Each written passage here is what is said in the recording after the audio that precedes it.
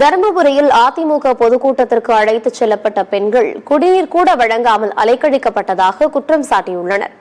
தருமபுரியில் அதிமுக பொதுச் செயலாளர் எடப்பாடி பழனிசாமி நாடாளுமன்ற வேட்பாளர் அசோகனை ஆதரித்து பிரச்சாரம் மேற்கொண்டனர்.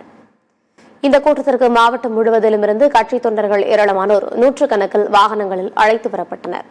குறிப்பாக களத்தூர் பகுதியில் இருந்து சரக்கு வாகனம், பேருந்து மூலமாக 200க்கும் மேற்பட்ட பெண்கள் கூட்டத்திற்கு அழைத்துச் செல்லப்பட்டனர்.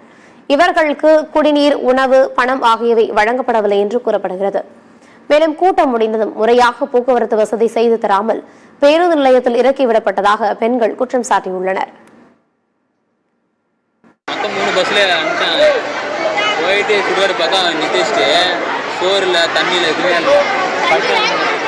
எவ்வளவு கொடுக்குறோம்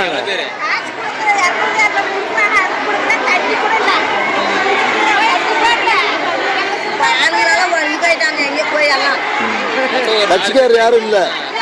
கூட்டிட்டு போனவங்க என்ன பண்ணாங்க? ஓட்டாங்களா?